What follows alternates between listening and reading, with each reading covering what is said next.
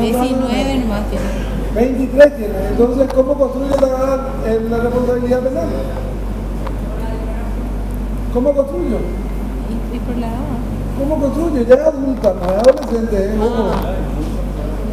Y la por responsabilidad. Sí, tener la capacidad de saltear. Sí, entiende, si tiene capacidad de... No. ¿Cómo? Y con los relatos. ¿Cómo van a empezar a hacer el análisis? Yendo al punto nomás, ¿sí? Correcto, eso. Hacer la denuncia, eso es la parte técnica del show. Pero ¿vos qué vas a hacer? Vas a hacer la Subsunción en en los relatos. de la tipicidad. Y ahí va a ser si Abigail por haber tirado el celular es posible por robo. Entonces voy a ver la tipicidad objetiva, sujeto, Abigail. Mayor. ¿Cuáles son las condiciones del sujeto en la tipicidad objetiva? Que sea mayor de edad. Que sea mayor de edad. Nada más. Nada más. Nada. Que sea mayor de edad. Nada más. Nada más. O sea, yo lo único que tengo que probar es que Abigail sea una mujer de 23 años. Nada más. Nada más. Ah, no, pero ella tiene trastorno mental. Grave, severo. No importa. Ah, es cierto.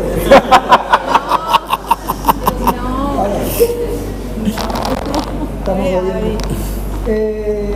Y entonces ella tiene 23 años. Y bueno, y tiene su celda de 23 años y empieza el proceso, pero ella tiene trastorno. ¿Y en qué nivel yo voy a analizar el trastorno mental? 19. Tiene 23 años, Shira. ¿En qué nivel voy a analizar los 23 años de ella? Y su trastorno mental, perdón. ¿Qué pericia? ¿En qué nivel vas a analizar su trastorno mental? Ya sé que vas a hacer una pericia. Claro, pero ponele que tenga ya el trastorno mental. Pero de entrada uno puede decir, ella tiene trastorno mental fuera del proceso. Claro, 23 es trastorno mental, pero ¿dónde estudiar el trastorno mental? ¿En qué elemento, Arias? En la reprochabilidad. Correcto, señora, en la reprochabilidad. Señorita, perdón. En la reprochabilidad. Entonces, si yo quiero atacar eso, voy a atacar en la reprochabilidad. ¿Por qué le doy este ejemplo? Porque el adulto se presume que es responsable penalmente. Claro, primero tiene. En el adulto se presume que es responsable. Vos entras al proceso, yo te doy la medida y después, cuando tu abogado dice no había sido, tiene un desarrollo psíquico incompleto, ahí, pero eso voy a analizar en el nivel de la reprochabilidad. En cambio, en el adolescente, la responsabilidad se construye de manera especial. Y ahí entra la construcción especial. Cuando yo analizo que Abigail tiene 17 años, tiene 17 años, tengo su cédula, su partida de nacimiento, correcto. Pero ¿cuál es la construcción especial? El estudio de madurez psicosocial, segundo párrafo 194. Cuando yo tengo recién esa construcción especial, ahí voy a decir ella es responsable penalmente. Si no, ella no es responsable penalmente. Claro. Primero. No es responsable. ¿Entienden por qué la especialidad es tan importante? ¿Se están dando cuenta de la especialidad, de la importancia que tiene? Adulto, presupongo responsabilidad penal. Adolescente, tengo que construir de manera especial tu responsabilidad. Totalmente diferente el análisis de la responsabilidad penal. Por eso es tan importante la pregunta de su función. Por eso yo le insistía, fulanito, y ahí vos te quedas, fulanito de tantos años por haber, está ahí vos te vas. Pero una vez que vos terminás, tenés que hacer tu construcción especial. Y dentro de esa construcción especial entra un nuevo factor fundamental, que es el derecho penal de último recurso, de última ratio, de última, no me acuerdo más de último. ¿Y lo que dijiste? De último recurso. La última ratio dijiste. Derecho penal. Lo que dijiste, Bueno, ¿por qué? Porque la imputación siempre tiene que ser también el último recurso. Entonces eso le sobreexige al magistrado, fiscal o quien fuera el que tenga la causa a su cargo, incluso un órgano administrativo, a analizar Si en base a esa construcción especial de un sujeto con condiciones diferentes al adulto, conviene imputarle porque robó una silla cable. Entonces, también en eso entra la especialidad, ¿entiendes? Entonces, la construcción de la responsabilidad penal es especial y se rige por el principio, para la redundancia, de especialidad. Acuérdense de eso. Y eso que no tocamos, la comprobación de la edad y todo eso que ya fuimos viendo del procedimiento especial de menores.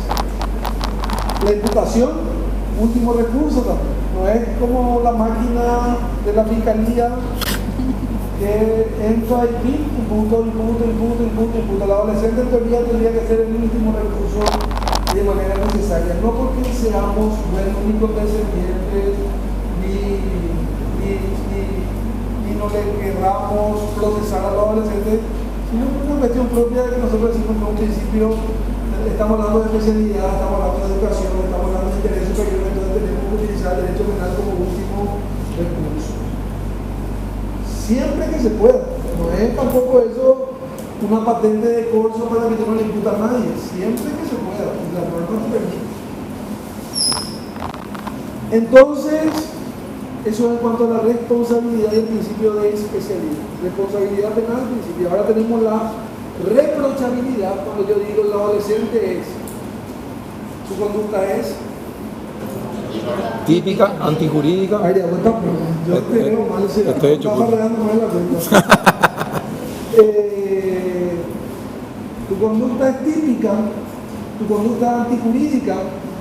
Voy a analizarte la responsabilidad penal, antes de la tipicidad, está en la tipicidad, está en la antijuridicidad y llegaste a la responsabilidad. Ahora la responsabilidad, que también es conocida como la culpabilidad, yo digo, vos sos culpable, es lo mismo que diga, vos sos reprochable. Pero nosotros usamos reprochable porque si usamos culpa, ustedes se van a confundir todo y van a decir homicidio culposo es lo mismo que culpabilidad y bla, bla, bla. Entonces se usa reprochabilidad para evitar, pero la reprochabilidad cuando yo digo, vos sos culpable. Y al culpable hay que otorgarle qué cosa, una pena, una sanción, una medida. En el caso de los adolescentes, por el principio de especialidad, la reprochabilidad es diferente a la de los adultos. Yo le decía en la clase pasada, existen dos tipos de consecuencias del juicio oral: absolución o condena. Sí. Acá tenemos medidas socioeducativas, medidas correccionales o condena. Medida privativa de libertad, artículo 206. ¿O absolución? O absolución, claro. Entonces es notablemente diferente a los adultos. El marco penal es notablemente diferente a los adultos. Con el chico, con el alumno, me decía el compañero que me lo estoy viendo hoy, Fidelino, vamos a analizar el caso del chico que le mató a la docente en Villarrica, por la Independencia.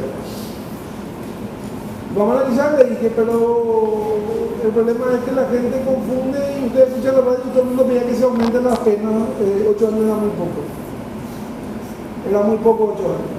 Y esa no es la solución, ¿verdad? 8 años es mucho para un chico de 15 años, es mucho para un chico de 16 años, es muchísimo. Es probablemente fundirle la vida sobre pretexto de un fin educativo. Yo no estoy defendiendo, yo creo que es lamentable lo que ocurrió, sino que creo que 8 años es una pena bastante interesante para un adolescente, ¿verdad? Prácticamente. Ahora, el hecho punible también es bastante heavy, ¿verdad? O sea, no, eso no quiero que digan que yo estoy diciendo que no es nada, ¿verdad? Seguro van a decir.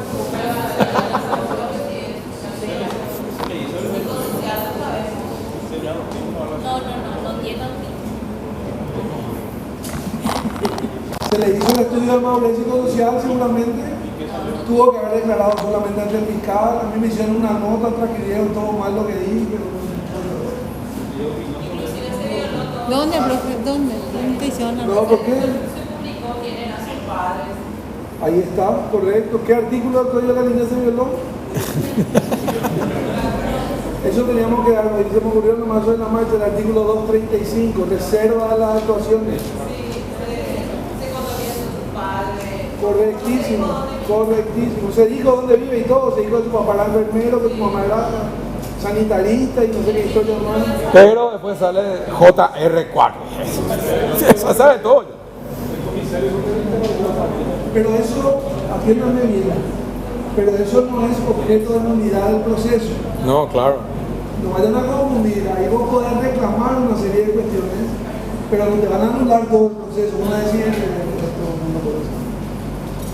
Y que el comisario ha tomado esta, o sea, el comisario empezó a decir por toda la radio, por la televisión, sí, yo hablé con él, me contó, me dijo, sí, dijo esto.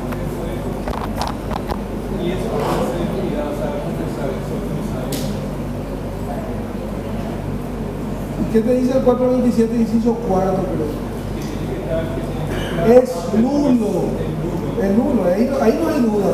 Si ellos quieren hacer valer, ponerle que había duda de quién fue el autor del homicidio. Y ahí se le aprendió al chico porque alguien dijo, le vimos salir al chico, ahí se le aprendió. Y en la mañana sale el comisario y dice, caso cerrado. El chico confesó en la comisaría y dijo que le mató. Acá tengo su confesión firmada por él. Es nula. Cualquier abogado vaya a plantear la nulidad porque el 427 te dice claramente la declaración hecha en sede policial es nula.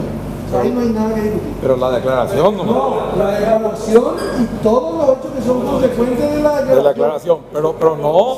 Si esa declaración, por ejemplo, el chico dice, no, escondí en tal lugar tal cosa, en tal lugar, todo lo que vos Sí, tengas de la claro. declaración es nulo. Totalmente, pero no, es que anula el proceso.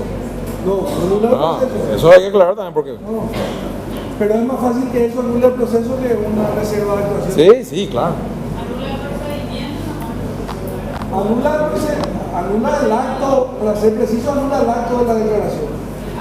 Y todas las consecuencias de ese acto. Claro. Y que generalmente te funden el caso. Porque vos tomás esa declaración, muchos datos de esa declaración, y en virtud a eso vos investigás. Este chico que le mató al docente corresponde a una medida provisional durante el proceso. ¿Y acá penal? Y habría que analizar, no creo. Realmente la conducta, ahí entra lo que sería tiene un alto grado de reproche, la pena, podría haber reducción de fuga. No sé si de entrada, pero hay que hacer una serie de análisis y posteriormente vos vais analizando. Porque de entrada no. Se fugó, profe. ¿Se jugó? Sí, trató de fugarse, sí. Sí, se escondió. No, trató de fugarse. Se fue y se escondió en un cañaveral, estuvo Pero ahí ahí. también tienen que tener en cuenta algo. El adolescente se habrá asustado. Pero lógico. O sea, yo digo, ¿qué tuvo en la cabeza? Porque a mí me llamó mucho la atención. O sea, si van a tomar así desde la óptica de Dios, patria y familia, el chico tenía papá que trabajaba, mamá que trabajaba, era buen alumno, era un chico sociable, todos los chiches, es como que no reunía los requisitos como para cometer el hecho. Hasta ahora nadie salía a decir, trataron de decir que estaban un punto satanista, trataban de decir tal, pero nadie sabe realmente, o sea, lo que acá interesa es saber qué pasó en la cabeza del chico, cuál es el detonante que tuvo para cometer el hecho. Justamente, antes de darte la palabra, la reprochabilidad tiene que ver con las condiciones personales. Por eso hacemos un estudio de madurez psicosocial. Hacemos un estudio socioambiental en particular, donde yo veo las condiciones particulares del adolescente. Vive con su papá, vive con su mamá, consume droga, no consume droga, en su barrio hay esto, en su barrio hay aquello. Él luego... Tiene cama, no tiene cama, todo. Entonces tenemos en cuenta las condiciones personales para aplicarle la pena a la persona, o la sanción, o la medida. Eso es diferente, ¿verdad? Y por último, el juicio de reproche es totalmente diferente. Yo no voy a tener en cuenta el 65, las condiciones, las bases de la medición de la pena del adulto, voy a tener en cuenta de manera especial el fin educativo de la sanción, socioeducativo de la sanción, hacer una prognosis a futuro de cómo esa medida socioeducativa va a impactar en el chico para que éste se pueda reinsertar socialmente. Totalmente diferente. Entonces, por eso la especialidad impacta en la responsabilidad y en la reprochabilidad. ¿Alguna pregunta?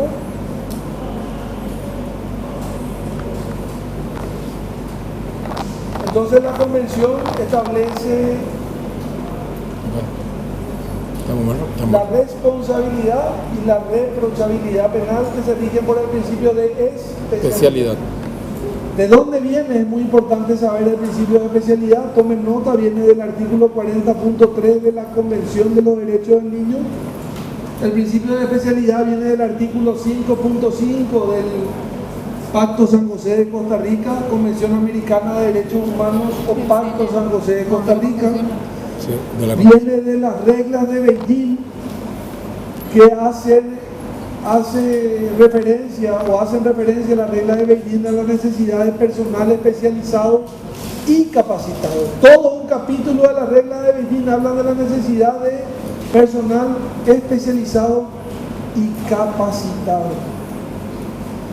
De la observación general número 24 del año 2019, que establece la importancia de que el adolescente sea juzgado por tribunales independientes y especializados.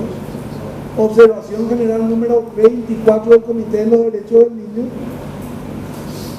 Y por último, una cuestión muy interesante, y yo les puse en el claro en la primera clase, la opinión consultiva número 17 de la Comisión Interamericana de Derechos Humanos, opinión consultiva número 17, donde claramente dice que el proceso tiene que ser un proceso especializado, con operadores, leyes y procesos destinados a fomentar la educación del adolescente, que se rige básicamente